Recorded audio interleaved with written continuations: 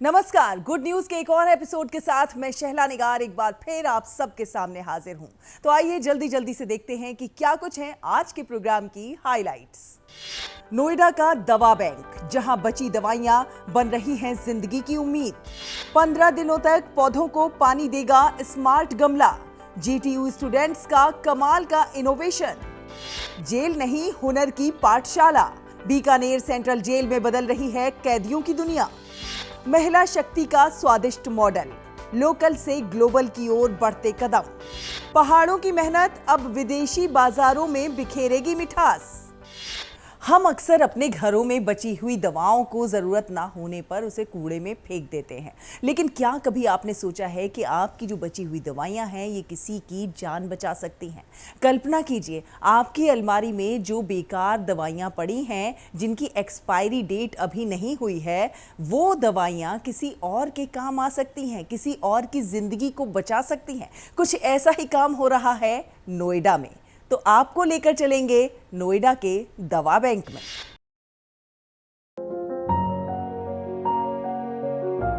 बीमारी कभी किसी से पूछ कर नहीं आती, लेकिन इलाज का खर्च कई परिवारों के लिए सबसे बड़ी परेशानी बन जाता है। ऐसे में नोएडा लोकमंच ने एक ऐसा प्रयास शुरू किया है जिसने दवाइयों को सिर्फ दवा नहीं बल्कि उम्मीद का माध्यम बना दिया है। मौजूद हैं नोएडा के सेक्टर 12 में और यहाँ पर चल रहा है एक निःशुल्क दवा बैंक। जी हाँ, नोएडा लोकमंच का ये निःशुल्क दवा बैंक अपने आप में बहुत खास है। यहाँ पर हर तबके के लोग आते हैं और अच्छा इलाज करा सकते हैं, क्योंकि यहाँ पर प्रशिक्षित और योग्य कुशल डॉक्टर्स मौजूद रहते हैं। नोएडा लोकमंच के लोग लोगों से अपील करते हैं कि जिन दवाइयों की अब उन्हें आवश्यकता नहीं है, लेकिन जो पूरी तरह से सुरक्षित है और जिनकी एक्सपायरी डेट अभी बाकी है, उन्हें फेंकने के बजाय दवा बैंक को दान करें। जो भी बेसहारा है, जिसका दवाई खरीदना उसके लिए पॉसिबल नहीं है, उसको हम यहाँ फ्री में दवाई प्रोवाइड कराते हैं। अगर हमारे पास नहीं भी होती है तो हम उनको खरीद के प्रोवाइड कराते हैं दवाई। इस दवा बैंक का विचार बेहद सरल लेकिन प्रभावशाली है। दवा बैंक में आने वाली प्रत्येक दवा की सावधानी पूर्वक जांच की जाती है। केवल सुरक्षित और उपयोग योग्य दवाइयां ही जरूरतमंद मरीजों तक निःशुल्क पहुंचाई जाती है। जो group housing multi storeyed societies हैं, उनके गेट हैं, वहाँ के रिप्रेजेंटेटिव से मिलकर हम लोग ये टाई अप करते हैं कि ये हमारा एक बॉक्स जो मैंने आपको भी अंदर दिखाया, वो आपके गेट पर रखा है। आपके पूरे सेक्टर में किसी के घर में कोई दवाई किसी क्वांटिटी की बची हो, वो कूड़े में फेंकने के बजाय इस बॉक्स में डालिए। जब वो भर जाता है तो वहाँ से कभी गार्ड का, कभी किसी रिप्रेजेंटेटिव का, कभी किसी सेक्रेटरी का फ़ोन आता है कि भाई ये बॉक्स भर गया है, आप रिप्लेस कर दिए। तो इमीडिएटली हमारा एक आदमी जाता है और खाली बॉक्स वहाँ रख के वो भरा हुआ बॉक्स उठा लाता है। तो उसमें जो यूज़फुल दवाइयाँ हैं वो उनके अप्रोप्रिएट बॉक्सेस में रखी जाती हैं, और जो एक्सपायर्ड दवाइयाँ हैं उनको ट्रीटमेंट के लिए अलग रख दिया जाता है। तो फिर दवाइयों को किसी भी पेशेंट को किसी भी डॉक्टर का लिखा हुआ पर्चा लाए, उसको वो दवाई जो भी हमारे पास अवेलेबल है वो निःशुल्क दी जाती है। आज जब दुनिया तकनीक के सहारे छोटी होती जा रही है, तब नोएडा लोकमंच ने तकनीक को सेवा का माध्यम बना दिया है। नोएडा लोकमंच का ये दवा बैंक समाज को ये संदेश भी देता है कि सेवा केवल धन से नहीं बल्कि संवेदनशील सोच से भी की जा सकती है। हमें ये बताइए, आपने दवा बैंक को क्यों चुना? इसलिए कि ये एक सोशल सर्विस है। देखिए, हमारे ज़िंदगी भर हमने कमाया है, तो कुछ तो समाज को वापस करना चाहिए ना। जो कुछ आपके पास नॉलेज है उससे हम गरीबों को अगर कुछ दे सकते हैं, why not, let me give something to them. जो हमने उनसे लिया है आज वापस कर रहे हैं।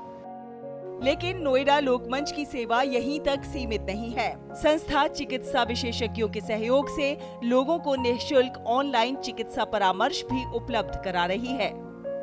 इसका सबसे प्रेरणादायक पहलू ये है कि भारत ही नहीं बल्कि दुनिया के अलग अलग देशों में रहने वाले भारतीय भी इस सेवा का लाभ उठा रहे हैं। शहर के लोगों से हमने अपील की और लोगों ने अपने घरों में रखी दवाइयाँ इकट्ठी करके हमें देना शुरू किया।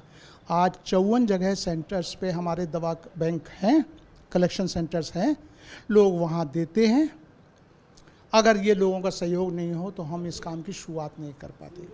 किसी ज़रूरतमंद को कोई एक्सपायर्ड दवा ना जाए, ये पहली हमारी प्राथमिकता और हमारा धर्म है। कहा जाता है सबसे बड़ी दवा इंसानियत होती है। नोएडा लोकमंच का दवा बैंक इस बात को सच साबित कर रहा है। गुड न्यूज जज्बा इंडिया के लिए नोएडा से शहला निगार की रिपोर्ट, डीडी न्यूज। जेल एक ऐसी जगह जिसे अक्सर सजा और बंदिशों की नजर से देखा जाता है, लेकिन क्या हो अगर वही जेल जिंदगी को एक नई दिशा देने वाली पाठशाला बन जाए। अगर यहाँ पर हुनर सिखाया जा रहा हो, आत्मविश्वास और आत्मनिर्भरता के धागे बुने जा रहे हों, तो कैसा हो। जी हाँ, ऐसा ही कुछ हो रहा है बीकानेर की सेंट्रल जेल में।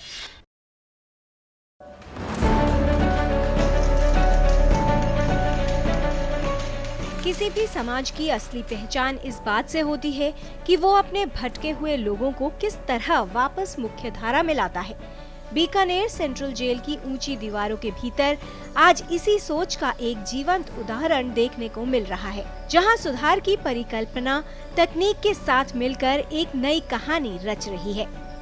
यहाँ कैदी हुनर से भविष्य के नए रास्ते तराश रहे हैं।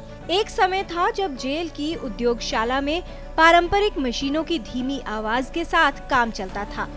हर धागा मेहनत और अनिश्चितता से जुड़ा होता था, जहां छोटी सी गड़बड़ी पूरे काम को प्रभावित कर देती थी। लेकिन अब वही जगह एक नई ऊर्जा से भरी हुई है। रिपेयर लूम मशीन के आने से काम की गति, सटीकता और गुणवत्ता तीनों में उल्लेखनीय सुधार हुआ है। धागा टूटने या किसी तकनीकी समस्या के आने पर मशीन स्वतः रुक जाना इस बात का संकेत है कि अब यहाँ काम केवल मेहनत से नहीं बल्कि समझ और तकनीक के सहारे हो रहा है। जब केंद्रीय कारागृह में हम लोग यहाँ पे नए नए उत्पाद बनाए जाते हैं, जिसमें एक कपड़ा बनाने वाली मशीन है जिसके अंदर कपड़ा तैयार किया जाता है, बेडशीट तैयार की जाती है, बेडशीट बना के बाहर डिस्ट्रीब्यूट की जाती है और हम लोगों को मतलब एक नया सीखने का हुनर मिला है। इस परिवर्तन का प्रभाव केवल मशीनों तक सीमित नहीं है, बल्कि ये कैदियों की सोच और उनके भविष्य को भी आकार दे रहा है। अब यहाँ तैयार किया गया कपड़ा जेल की सीमाओं को पार कर अन्य जेलों, अस्पतालों और सरकारी संस्थानों तक पहुँचाने का माध्यम बन रहा है। ये एक ऐसा बदलाव है जो कैदियों के श्रम को पहचान दिलाने के साथ साथ उन्हें एक एहसास भी कराता है कि वो समाज के लिए उपयोगी हैं। सर सेंट्रल जेल बीकानेर वर्दी बनती हैं, गमला स्टैंड है सर, लोहे के लकड़ी की वुडिंग ट्रे हैं सर, और इमाम दस्ते हैं, पिड्डे हैं लोहे के, पेंटिंग बनती हैं सर, जो बाहर दुकान पे सर मसाला चौक हमारी कृति शॉप है इधर, उस पे में बिकने के लिए जाती हैं सर। जेल प्रशासन की सोच इस पूरे प्रयास की आधारशिला है, जहां सजा का उद्देश्य केवल दंड देना नहीं बल्कि व्यक्ति को सुधार कर उसे समाज के योग्य बनाना है। सबसे महत्वपूर्ण बदलाव कैदियों के भीतर देखने को मिलता है। पहले जो काम केवल समय काटने का जरिया था, वही अब भविष्य गढ़ने का माध्यम बन गया है। एक बंदी के लिए ये काम अब बोझ नहीं बल्कि अवसर है, दूसरे के लिए एक नई शुरुआत की नींव है और तीसरे के लिए ये आत्मविश्वास का स्रोत बन चुका है। ये बदलाव बताता है कि जब व्यक्ति को सही दिशा और अवसर मिलता है तो वो अपने अतीत के आगे बढ़कर एक नई पहचान बना सकता है। तो हर व्यक्ति में कोई ना कोई हुनर होता है और जेल ऐसी जगह है जहाँ पर अगर व्यक्ति को जिस भी एक्टिविटी में वो बेटर अपना रिक्रिएशनल एक्टिविटीज़ को अच्छे तरीके से परफॉर्म कर सकता है, उस दिशा में हम उसको ले जा सकते हैं। तो कुछ में ये इनबॉर्न ये टैलेंट होता है कि वो अच्छा गाते हैं। ये कई कार्यक्रम में, जिला स्तर के कार्यक्रम में बाहर भी जाते हैं, कुछ शादी समारोह में भी नियमानुसार हम उनको भेजते हैं और इससे वो समाज की मुख्य धारा में स्थापित होने में ये भी एक महत्वपूर्ण भूमिका निभाता है, इस तरह की गतिविधि। इस पूरी प्रक्रिया को और सशक्त बनाते हैं जेल में चल रहे अन्य नवाचार। वुडन और हैंडीक्राफ्ट उत्पादों का निर्माण, उन्हें कृति के नाम से बाजार में उतारना और मसाला चौक में दुकान के माध्यम से आम जन तक पहुंचाना, ये सभी प्रयास कैदियों के हुनर को समाज से जोड़ने का काम कर रहे हैं। वहीं जेल का म्यूजिक बैंड एक अलग कहानी रच रहा है। इसके साथ ही जेल में मोबाइल के उपयोग को रोकने के लिए लगाए गए आधुनिक सिस्टम ये सुनिश्चित करते हैं कि अनुशासन और सुरक्षा के साथ कोई समझौता न हो। इन दीवारों के भीतर अब सिर्फ सजा की खामोशी नहीं बल्कि बदलाव की आवाज सुनाई देती है, जहां हर धागा एक नई शुरुआत की कहानी कह रहा है। जो नया नवाचार यहाँ पर किया गया है, यहाँ पर हथकरघा उद्योग प्रारंभ किया गया है। लूम्स मशीन स्थापित की गई हैं जिसके माध्यम से कैदी न केवल दरियां बना रहे हैं, आगे कालीन बनाने की दिशा में भी कार्यरत होंगे। और अभी यहाँ पर जो यहाँ इनकी पहनने की वर्दी है वो यहाँ इनके द्वारा बनाई जा रही है और बाद में ये वर्दियाँ बाहर सप्लाई करने की भी तैयारी चल रही है। मैं बीकानेर से डॉक्टर मुदिता पोपली, दूरदर्शन न्यूज़ जयपुर के लिए। क्या कोई गमला इतना स्मार्ट हो सकता है कि आप 2 हफ्तों तक घर से बाहर रहें और आपके पौधे हरे भरे रहें? क्या तकनीक का इस्तेमाल अब सिर्फ इंसानों के लिए नहीं बल्कि पौधों की देखभाल के लिए भी किया जा रहा है? जी हाँ, आपको लेकर चलते हैं गुजरात टेक्निकल यूनिवर्सिटी में और मिलवाते हैं वहां के कुछ छात्रों से जिन्होंने ऐसा ही एक फ्लावर पॉट विकसित किया है।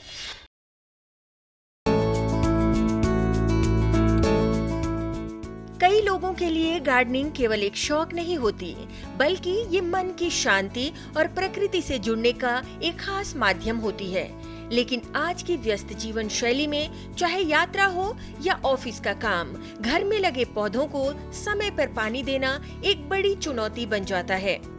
और इसी समस्या का समाधान निकाला है गुजरात के टेक्नोलॉजी यूनिवर्सिटी के छात्रों ने, एक ऐसे स्मार्ट फ्लावर पॉट के रूप में जो पौधों को लगातार 15 दिनों तक अपने आप पानी देता रहेगा और उन्हें हरा भरा बनाए रखेगा, वो भी पानी की बचत के साथ।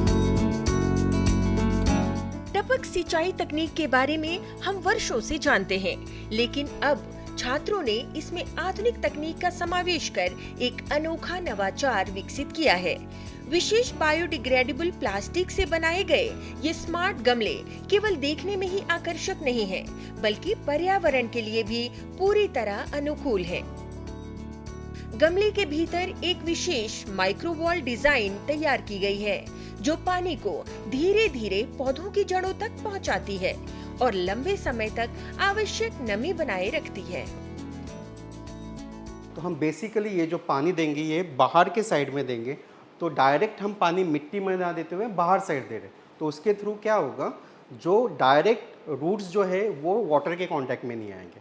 सो वहाँ पे इस पानी के द्वारा एक मॉइस्चर क्रिएट होगा and the tertiary roots of the plants basically taking water. So that is the ultimate mechanism of this pot. इस स्मार्ट पॉट की सबसे बड़ी विशेषता ये है कि इसमें अधिक पानी भर जाने पर भी पौधों को नुकसान नहीं होता। इसकी अनूठी डिजाइन पानी का संतुलन बनाए रखती है, जिससे पौधों की जड़ों के सड़ने की संभावना काफी हद तक कम हो जाती है। 3D प्रिंटिंग तकनीक से तैयार किए गए इन गमलों को हाथों से सुंदर तरीके से पेंट भी किया जाता है, जिसके कारण ये केवल उपयोगी ही नहीं बल्कि सजावटी उत्पाद के रूप में भी लोगों के बीच लोकप्रिय हो रहे हैं। घर की बालकनी हो या ऑफिस का कोई कोना या फिर बगीचा, हर जगह ये स्मार्ट पॉट गार्डनिंग को अधिक आसान, आधुनिक और आकर्षक बना रहे हैं। साथ ही अब इन स्मार्ट पॉट्स का गिफ्टिंग कल्चर भी तेजी से बढ़ रहा है। करियर हम जितने भी पॉट्स बनाते हैं वो 3D प्रिंटर से ही हम यहाँ पे बना रहे हैं। हमने इसमें मिनीचर वजन, छोटा वर्जन बनाया है जिसको हम एज अ टेबल टॉप और एज अ पेपर वेट की तरह हम उसमें यूज़ करते हैं, as a green paper weight उसको बोलते हैं। उस करके गिफ्टिंग के पर्पज़ के लिए हम यूज़ कर रहे हैं और हाथ से ही पेंट किया जाता है। इसमें कोई मशीन्स नहीं यूज़ होती, कोई कुछ नहीं होता। ये हमारे ही अपनी एक कलाकारी है। इस नवाचार की डिजाइन को हाल ही में पेटेंट भी प्राप्त हुआ है और स्टार्टअप श्रेणी में प्रथम स्थान हासिल कर इसने युवाओं की प्रतिभा को नई पहचान दी है। GTU द्वारा लगातार ऐसे नवाचारों को प्रोत्साहित किया जा रहा है जो समाज के लिए उपयोगी साबित हो और युवाओं को आत्मनिर्भर बनने की नई दिशा प्रदान करें। आज शहरों में लोगों के पास समय कम है, लेकिन प्रकृति के प्रति लगाव लगातार बढ़ रहा है। ऐसे समय में ये नवाचार केवल एक उत्पाद नहीं बल्कि एक स्मार्ट और ग्रीन लाइफस्टाइल की ओर बढ़ाया गया महत्वपूर्ण कदम है। पानी की बचत करना, रिसाइकिल सामग्री के उपयोग को बढ़ावा देना और हरियाली के प्रति लोगों में जागरूकता लाना, इन तीनों संदेशों को ये छोटा सा स्मार्ट फ्लावर पॉट बेहद प्रभावशाली तरीके से प्रस्तुत करता है। गुड न्यूज जज्बा इंडिया के लिए गुजरात के अहमदाबाद से कैमरा पर्सन कृणाल चौहान के साथ सुमन बुराना की रिपोर्ट, डीडी न्यूज।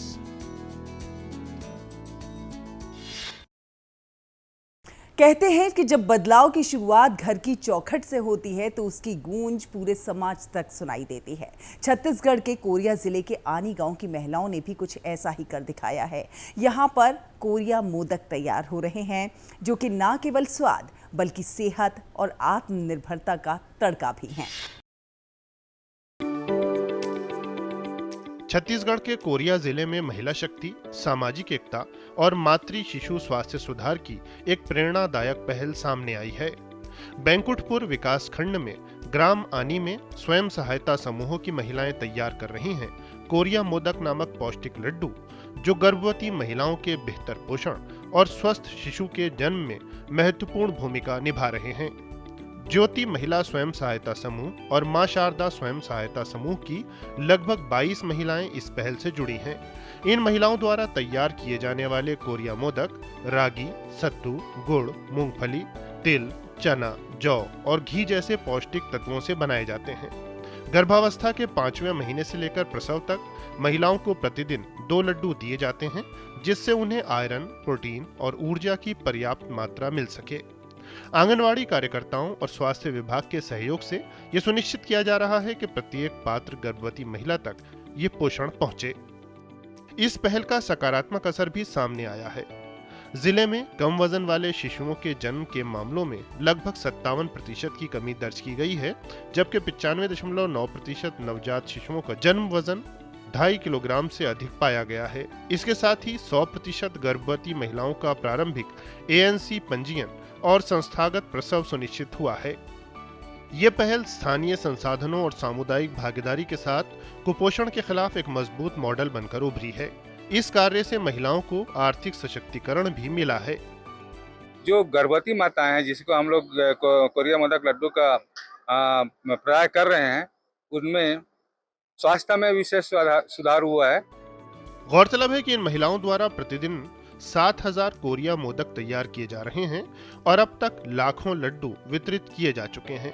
इस कार्य से प्रत्येक महिला को प्रतिमाह 15,000 रुपए तक की आय हो रही है, जिससे वो सशक्त हो रही हैं।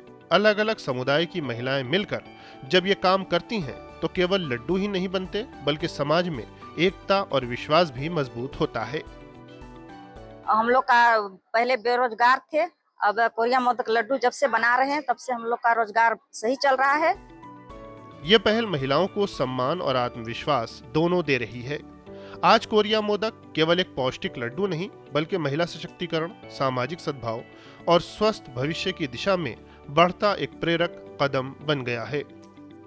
गुड न्यूज जज्बा इंडिया के लिए छत्तीसगढ़ कोरिया से मनोज सोनोने के साथ नीलेश तिवारी की रिपोर्ट, डीडी न्यूज। लद्दाख की बर्फीली वादियों में उगने वाली छोटी सी खुबानी अब हजारों किलोमीटर दूर अपने स्वाद का मिठास पहुंचाने जा रही है। ये सिर्फ एक फल के सफर की कहानी नहीं है, बल्कि उन हजारों किसानों की मेहनत की कहानी है, उम्मीदों की कहानी है, जो कि मुश्किल हालातों में भी उम्मीद और खुशहाली उगा रहे हैं।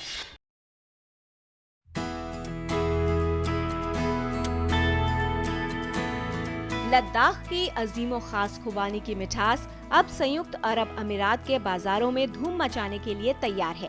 ये सिर्फ एक फल की खेप नहीं, बल्कि हजारों पहाड़ी किसानों के सपनों की नई शुरुआत है।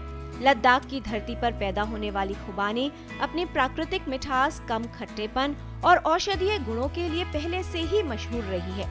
कठिन जलवायु में तैयार होने वाली ये फसल अब अंतर्राष्ट्रीय बाजार में भारत की कृषि क्षमता की नई कहानी लिख रही है। हाल ही में लद्दाख से खुबानी की पहली बड़ी व्यावसायिक खेप यूएई के लिए रवाना की गई। लेह में आयोजित एक विशेष कार्यक्रम में उपराज्यपाल विनय कुमार सक्सेना ने ट्रकों को हरी झंडी दिखाकर रवाना किया। लद्दाख के विश्व प्रसिद्ध एप्रिकॉट्स की 5 मीट्रिक टन की पहली खेप यूएई भेजी जा रही है। ये पहल लद्दाख के यूनिक राष्ट्रीय एप्रिकॉट, जो दुनिया की सबसे मीठी और पूरी तरीके से ऑर्गेनिक एप्रिकॉट है, उसे अंतर्राष्ट्रीय स्तर पर एक नई और सशक्त पहचान दिलाएगी। लद्दाख लंबे समय से देश के प्रमुख खुबानी उत्पादक क्षेत्रों में शामिल रहा है। लेह और कारगिल के हजारों किसान पीढ़ियों से इस फसल पर निर्भर हैं।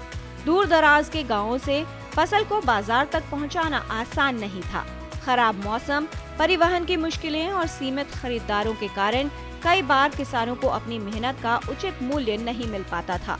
अब अंतर्राष्ट्रीय निर्यात की पहल ने किसानों के सामने एक नया रास्ता खोल दिया है। लद्दाख प्रशासन ने रिटेल समूह लुलु इंटरनेशनल के साथ समझौता कर खुबानी को वैश्विक बाजार तक पहुंचाने की दिशा में कदम बढ़ाया है। इस पहल के तहत बड़ी मात्रा में लद्दाखी खुबानी के निर्यात की योजना बनाई गई है। 5 मेट्रिक टन जो है वो एक्सपोर्ट हो रहा है दुबई में, और इससे जो है लद्दाख के फार्मर्स को काफ़ी बेनिफिट हो रहा है। बल्कि 2 साल पहले लगभग 15 केजी यहाँ से एक्सपोर्ट होते थे, अब बढ़ चुका है। लद्दाख की खुबानी सिर्फ स्वाद के लिए प्रसिद्ध नहीं है, बल्कि इसमें प्राकृतिक पोषण भी भरपूर मात्रा में पाया जाता है। ऑर्गेनिक तरीके से उगाई जाने वाली ये फसल विटामिन, एंटीऑक्सीडेंट्स और स्वास्थ्यवर्धक गुणों के कारण खास मानी जाती है। स्थानीय लोगों के लिए ये सिर्फ एक फल नहीं, बल्कि संस्कृति और जीवन का हिस्सा है। गर्मियों के छोटे से मौसम में तैयार होने वाली खुबानी लद्दाख के गांवों में खुशहाली लेकर आती है। निर्यात को मजबूत बनाने के लिए वाणिज्य मंत्रालय, APEDA और लद्दाख का बागबानी विभाग मिलकर काम कर रहे हैं। उद्देश्य है कि किसानों को बेहतर बाजार, बेहतर कीमत और बेहतर अवसर मिल सके। इस पहल के जरिए लद्दाख को एक ऑर्गेनिक कृषि मॉडल प्रदेश के रूप में विकसित करने का लक्ष्य रखा गया है। पहाड़ों में मेहनत करने वाले किसानों को वैश्विक बाजार से जोड़ना इस अभियान का सबसे बड़ा उद्देश्य है। आज लद्दाख की एक छोटी सी खुबानी हजारों किलोमीटर दूर विदेशी बाजारों में अपनी खुशबू बिखेरने जा रही है। ये कहानी सिर्फ एक फल के निर्यात की नहीं, बल्कि उन किसानों की उम्मीदों की कहानी है जिन्होंने कठिन परिस्थितियों में भी अपनी जमीन से सोना उगाया। तो देखिए आपने ये अच्छी खबरें, यहाँ हर कहानी एक उम्मीद देती है, कुछ कर गुजरने का जज्बा देती है। उम्मीद है आप सभी को हमारा ये प्रोग्राम बहुत पसंद आ रहा होगा। आप अपनी प्रतिक्रियाएं हम तक भेज सकते हैं। हमारा ईमेल आईडी है ddgoodnewsindia@gmail.com। अगले हफ्ते फिर हाजिर होंगे कुछ और अच्छी खबरों के साथ। तब तक के लिए हमारी पूरी टीम को दीजिए अनुमति। नमस्कार।